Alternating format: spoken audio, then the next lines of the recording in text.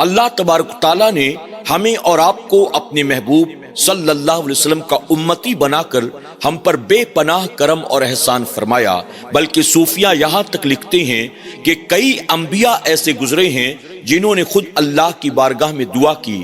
مولا ہمیں بھی تو اپنے محبوب کا امتی بنا دے۔ آپ ذرا سوچیں، چاہے وہ ادریس علیہ السلام ہوں، چاہے وہ اللہ کے کلیم سیدنا موسیٰ علیہ السلام ہوں، اللہ کی بارگاہ میں دعا کرتے ہیں، مولا تو ہمیں اپنے حبیب کا امتی بنا دے۔ اور میرے کریم نے ہمارے اور آپ کے جیسے گناہگاروں سیاہکاروں کو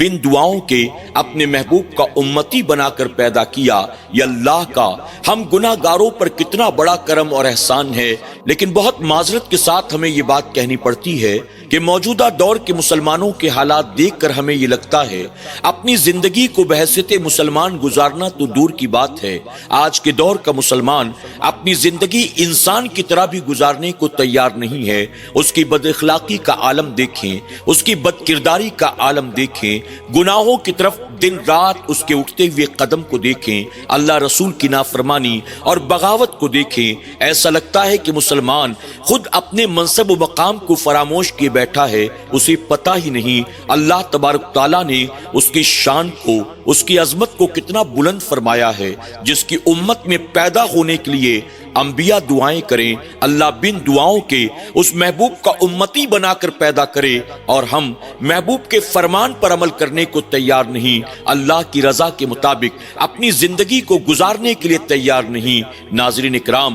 ہمیں اور آپ کو چاہیے کہ ہم اٹھتے بیٹھتے چلتے پھرتے اس نعمت پر اللہ کا شکر ادا کریں۔